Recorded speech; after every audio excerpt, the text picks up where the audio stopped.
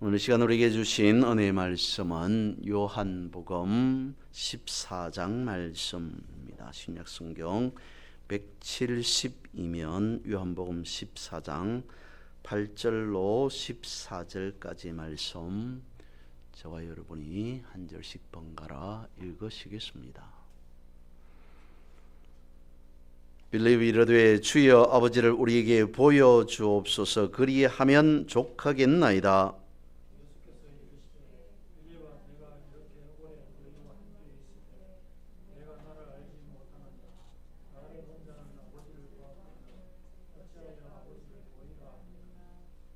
내가 아버지 안에 거하고 아버지는 내 안에 계신 것을 내가 믿지 아니하느냐. 내가 너희에게 이르는 말은 스스로 하는 것이 아니라 아버지께서 내 안에 계셔서 그의 일을 하시는 것이라.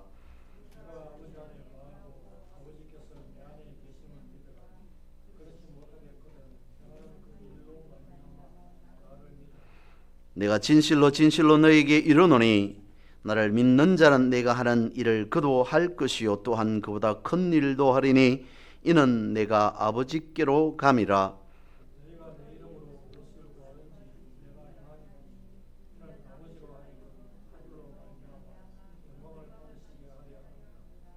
14절 같이 보겠습니다. 내 이름으로 무엇이든지 내게 구하면 내가 행하리라. 아멘. 사람은 살아가면서 배고픔을 그리고 목마름을 느낄 때가 있습니다. 몸이 느끼는 부족함이겠죠. 뿐만 아니라 영적인 허기와 갈증도 있습니다. 믿음, 신앙이라고 말할 수도 있겠습니다만 이를 우리는 또한 사모함 혹은 갈급함이라고 이야기를 합니다. 오늘 본문의 말씀에 보면 빌립이 예수님 앞에 나와서 예수님 우리에게 하나님을 보여주십시오라고 제안합니다. 빌립은 예수님의 제자입니다. 그런데 성경에 보면 빌립은 상당히 계산적인 인물이었던 것 같습니다. 예수님께서 제자들에게 소위 오병이어라고 하는 그 사건 속에서 먹을 것을 주라라고 말할 때 빌립은 계산기를 꺼내서 두드렸습니다. 이렇게 많은 사람들을 먹이려면 이 정도의 예산이 필요합니다. 물론 당시에 무슨 예산이 있었겠습니까만 이 정도의 돈이 필요한데 어떻게 이 많은 사람들에게 이런 돈을 들여서 먹을거리를 제공할 수 있겠습니까? 다르게 보면 빌립은 상당히 현실적인 인물이었다라고 하는 것입니다. 오늘 본문에서도 빌립은 그런 인물임을 시사해 주고 있습니다. 그렇다면 예수님의 제자 빌립은 최소한 자기가 생각할 때 하나님을 보고 싶다는 갈급함 혹은 영적인 사모함에서 나온 말이겠습니까? 그것은 아닌 듯합니다. 예수님 앞에 너무도 지나치게 당돌하게 예수님 하나님을 보여주십시오라고 요구합니다. 무례한 말일 수밖에 없습니다. 그의 지나친 욕심이었던 것입니다. 그런데 빌립의 이런 말이 빌립에서 그치는 것이 아니라 어쩌면 오늘 우리의 요구가 아닐까 싶습니다. 우리는 역시 열심히 신앙생활합니다. 남들은 다 쉬는 날이다 라고 하는 주일에 우리는 하나님 앞에 나와서 예배합니다. 헌신합니다. 시간에 11조를 드리고 드립니다. 뿐만 아니죠. 성경은 하나님의 말씀입니다. 성경을 읽으셔야 합니다. 라고 하여서 끊임없이 시간을 내어서 시간을 쪼개서 하나님의 말씀을 읽습니다. 오늘처럼 하나님 앞에 나와서 예배를 드립니다. 그때는 지금까지 내가 신앙생활 해온 것과 더불어 기록된 하나님의 말씀과 더불어 무언가 이와 같다면 나에게도 이루어지는 것이 있겠구나라고 하는 예배 가운데에 그 시간 속에서 우리는 그런 마음을 가지기도 합니다. 그런 생각을 하기도 합니다. 근데 막상 예배를 마치고 세상 속에서 살아갑니다. 일상으로 돌아갑니다. 문제는 그대로입니다. 여전히 해결해야 할 문제는 해결되지 않은 채 그대로 우리를 괴롭힙니다. 힘들게 합니다. 그 속에서 우리는 좌절할 수밖에 없겠죠. 그러면서 우리가 빌립과 같이 하나님 앞에 요구하지 않을까 싶습니다.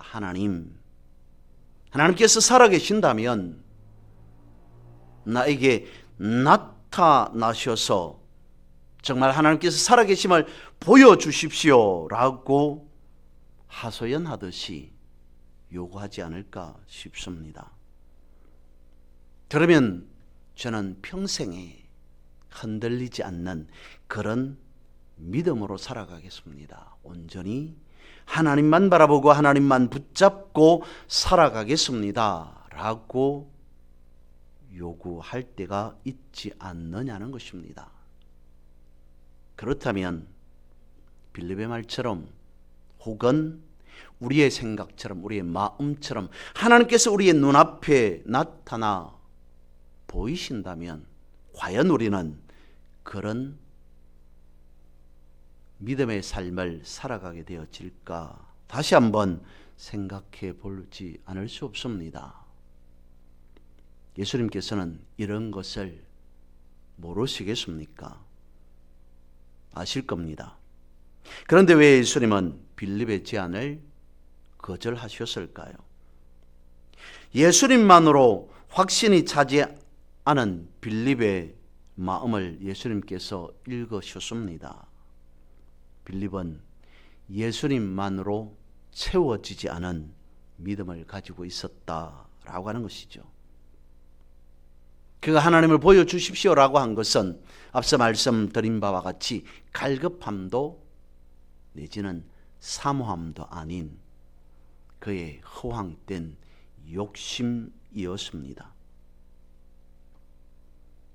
빌립이 예수님을 보면서 그가 가졌던 생각은 그랬을 것 같습니다. 예수님께서 보여주신 것 이것이 전부입니까? 라고 하는 생각을 하지 않았을까 싶습니다. 그러면서 하나님을 보여주십시오 라고 요구한 것은 다른 사람은 모르겠는데 저는 예수님만으로 만족할 수 없습니다 라고 하는 생각을 가졌던 것 같습니다. 성경은 예수님에 대해서 말하기를 이렇게 말씀하고 있습니다. 말씀이 육신이 되었다라고 말씀을 하고 있지 않습니까? 말씀이 육신이 되어서 우리 가운데 거하신다는 것은 생각해 보면 그전에는 사람이 엄두도 내지 못했던 하나님의 지성소가 우리 가운데에 세워졌다라고 하는 그 엄청난 은혜를 말씀해 주기도 합니다. 지성소라고 하는 것은 어떤 곳입니까? 하나님께서 정하신 한 사람, 그것도 그 사람도 자신의 마음대로 출입할 수 있는 것이 아니라 하나님께서 정하신 날에 무엇을 성경은 우리에게 말씀해 주고 있습니까? 감히 사람은 하나님께로 가까이 나아갈 수조차 없는 그런 우리다라고 하는 것을 말해줍니다. 사람이 하나님께로 나아간다라고 하는 것, 하나님께로 가까이 간다라고 하는 것 자체가 원래는 불가능하였다라고 하는 것을 성경은 가르쳐 줍니다. 그런데 그런 하나님이 사람으로 오셨습니다. 사람과 같이 되셔서 사람 곁에 함께 계십니다. 가까이 다가갈 수 없는 하나님이, 가까이 계시고 볼 수 없는 하나님이 눈에 보이는 하나님으로 살아 계심에도 불구하고 인간은 부족함을 느낀다는 거죠. 더 큰 욕심이 생기고 또 생긴다는 것입니다. 이에 예수님께서 말씀하십니다. 오늘 본문의 말씀 9절입니다. 나를 본 자는 아버지를 본 것인데 어찌하여서 아버지를 보여달라 하느냐. 주님께서 하셨던 이 말씀 속에는 빌립을 향한 꾸지람도 있을 것이고, 또한 예수님 스스로 생각하는 그런 어쩌면 실망감 등등이 교차하고 있지 않을까 싶습니다. 그렇구나, 사람들은 여전히 무엇인가를 보아야만이 믿는 자구나는 것도 아닌 무엇을 보아야만이 믿으려고 하는 것이구나 라고 하는 것에서 오는 예수님의 생각, 그런 여러 가지들이 복합적으로 있지 않을까 싶습니다. 예수님께서 계속해서 말씀하십니다. 내가 아버지 안에 거하고 아버지가 내 안에 거하신다라고 말씀을 하십니다. 예수님이 곧 하나님이시다라는 것을 거듭 말씀하시는 것이죠. 그리고 이어서 12절에서는 나를 믿는 자는 내가 하는 일을 그대로 하게 되어질 것이고 심지어는 더 큰 일도 하게 되어지리라고 말씀을 하십니다. 이 말씀이 지금 우리에게 주시는 예언이기를 소망합니다. 12절 이 말씀을 주석에서 보면 그렇게 설명되어 있습니다. 나를 믿는 자는 내가 하는 일을 그대로 할 것이고 나보다 더 큰 일을, 그보다 더 큰 일을 하게 되어질 것이다. 그보다 큰 일이라고 하는 것은 주석에 보면 죄인들이 회개하고 하나님 앞에 돌아오는 일이라고 설명되어 있습니다. 그런데 이런 표현 또한 있습니다. 하나님의 현현이라고 하는 신학적인 말이 있죠. 다르게 표현하면 하나님의 자기 표현이라는 말입니다. 쉽게 말해서 하나님이 나타나셨다라고 하는 것입니다. 그러면 예수님은 하나님의 현현인 것입니다. 그렇다면 12절 말씀에서 우리가 생각해 볼 수 있는 것은 하나님이 예수님으로 나타나는 일을 사람도 할 수 있다고 말씀하신 것이라면 이는 사람이 하나님을 보여줄 수 있다는 것입니다. 어떻게 그렇겠습니까? 복음으로 말입니다. 믿는 자가 복음으로 살아가는 것이 예수님처럼 하나님을 보여주는 일이라는 것이죠. 그래서 우리도 예수님 이상으로 하나님을 더 드러낼 수 있다는 것입니다. 예수님이 하나님의 자기 표현이라면 성도 또한 하나님의 현현을 드러내기는 충분하다는 것입니다.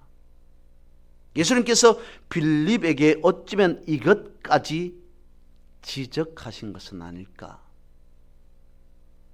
내가 아버지 안에 있고 아버지가 내 안에 있는데 어찌 나를 본 자가 하나님 아버지를 보여달라고 하느냐라고 하는 말씀과 더불어서 빌립, 너 안에도 하나님이 살아계심을 너는 왜 모르느냐? 그런 측면의 말씀이 12절이라면 이보다 더 큰 일이 있을까 싶다는 것이죠. 사실 구약에서부터 하나님은 다양하게 자기 표현이 있었습니다. 창조 하나님께서 때로는 구름과 불기둥으로 사람들에게 나타내 보여주셨습니다. 때로는 떨기나무 불꽃으로 보여주셨습니다. 꿈과 환상으로 보여주셨습니다. 또 다르게 표현하면 반석과 요새로 보여주셨습니다. 그것은 하나님의 하나의 현상이지 하나님의 나타나심이 아니지 않습니까? 라고 하는 사람들이 있을까 싶어서 그리고 다시 예수님으로 오셨습니다. 하나님께서 예수님이 되셨습니다. 예수님은 예수님이지 하나님이 아니지 않습니까? 빌립의 말과 같이 믿기 싫어하는 자들의 생각과 같이 이렇게 저렇게 하나님의 자기 표현, 하나님의 현현 아무리 보여주어도 사람들은 제대로 믿으려고도 하지 않습니다. 결국 예수님께서 성령까지 보내주셨습니다. 이 모양 저 모양 엄청나게 하나님은 말 그대로의 현현을 사람들에게 이렇게 저렇게 알려주시고 보여주셨다는 것이죠. 이것은 예수님의 제자 빌립을 넘어서 오늘 우리에게까지 다양한 하나님을 체험하게 한 것이다 라고 하는 것이죠. 그럼에도 오늘 우리는 어떻습니까? 생각하기를 지금까지 나는 신앙생활 속에서 제대로 된 신앙적인 체험 혹은 영적인 체험 해본 적이 없습니다 라고 생각하지는 않습니까? 그래서 여전히 충족되지 않은 믿음이라고 생각하고 있지 않습니까? 사람의 권한은 생명입니다. 이를 조금 유식하게 표현하면 그렇습니다. 우주와 만물이 창조되기 전에 영원이라고 하는 그 시간 너머에 생명의 근원이신 하나님께서 계셨다라고 말씀을 하고 있습니다. 다른 말인 요한복음 1장 1절이죠. 태초에 말씀이 계시니라. 이 말씀이 하나님과 함께 계셨으니 이 말씀은 곧 하나님이시니라. 이것은 창조 이후에 형성된 것이 아니라 창세 전부터 이미 존재하던 하나님의 현현임을 성경은 이와 같이 말씀해 주고 있습니다. 그래서 아버지는 아들의 권원이며 아들은 아버지의 본체의 형상이다 라고 표현합니다. 예수님이 끊임없이 하나님을 드러내셨습니다. 성도 또한 삶에서 끊임없이 하나님을 드러내는 삶을 살아야 한다는 것이죠. 그것이 예수님과 같은 일을 하는 것이고 예수님을 이어 더 큰 일을 하는 것이다 라고 하는 것입니다. 요한복음 1장 18절을 말씀합니다. 본래 하나님을 본 사람이 없어되 아버지 품속에 있는 독생하신 하나님이 나타내셨느니라. 예수님은 하나님의 본질인 품속으로부터 나오셨다라고 말씀을 하시는데 예수님께서 하나님으로부터 태어나셨다라고 말씀하지 않으시고 나타나셨다라고 말씀하고 있습니다. 원래부터 계셨는데 나타나셔서 사람의 눈에 보이게 되었다는 것입니다. 이것은 성부와 성자가 동일한 생명을 공유하고 있음을 우리에게 가르쳐 주시는 것이죠. 아울러서 하나님의 생명의 경륜은 성자라고 하는 아들에게서 멈추지 않고 창세전에 이미 우리를 하나님 안으로 인도하셨다라고까지 말씀하고 있습니다. 곧 창세전에 그리스도 안에서 우리를 택하사 우리로 사랑 안에서 그 앞에 거룩하고 흠이 없게 하시려고 지난 주일 본문으로 보았던 에베소서 1장 4절 말씀입니다. 이 말씀 역시 오늘 우리에게 주시는 예언이기를 소망합니다. 우리는 세상의 기초가 놓이기 전부터 그리스도의 생명 안에 예비되었다라고 말씀하고 있습니다. 그래서 우리는 우연의 산물이 아니라 그리스도 예수 안에서 지으심을 받은 자로 존재하고 있다는 것입니다. 이것은 우리가 가지고 있는 어떤 이성을 넘어서 신비 속에 감추어져 있다라고 하는 것이죠. 그래서 성도의 실제적인 생명이 세상이 아닌 하나님 안에 있음을 말씀해 주고 있습니다. 에베소서 5장 30절에서 말씀하고 있습니다. 우리는 이제 그의 몸의 지체임이라. 주님과 우리가 뗄 수 없는 성령 안에서 한 생명으로 연결되어져 있다, 연합되어져 있다. 그리스도와 성도와의 관계는 한 생명의 줄기로 이어지는 유기적인 실제라는 것이죠. 이것을 요한복음 15장 5절에 말씀하고 있으면 나는 포도나무여 너희는 가지라. 그가 내 안에 내가 그 안에 거하면 사람이 열매를 많이 맺나니 나를 떠나서는 너희가 아무것도 할 수 없음이라. 나무와 가지가 하나인 것처럼 우리는 예수 그리스도와 생명을 이처럼 공유하고 있다는 것입니다. 그러면 이 생명의 최종 목적이라고 하는 것은 앞서 말씀을 드린 것을 종합해 보면 삼위일체이신 하나님과 성도인 우리는 온전히 하나가 되는 거룩한 새 생명이라는 것이죠. 이것을 주님께서 또 이렇게 말씀하고 있습니다. 요한복음 17장 21절입니다. 아버지여, 아버지께서 내 안에 내가 아버지 안에 있는 것 같이 그들도 다 하나가 되어 우리 안에 있게 하사 세상으로 아버지께서 나를 보내신 것을 믿게 하옵소서. 아버지와 아들 사이의 완전한 연합이 우리에게도 그대로 적용이 되어서 우리가 하나님과 한 가족인 생명 안으로 편입되었다라고 하는 것이죠. 이 연결, 연합은 명확합니다. 요한복음 14장 20절입니다. 그날에는 내가 아버지 안에 너희가 내 안에 내가 너희 안에 있는 것을 너희가 알리라. 우리는 이 약속의 성취 안에서 살아가고 있다는 것이죠.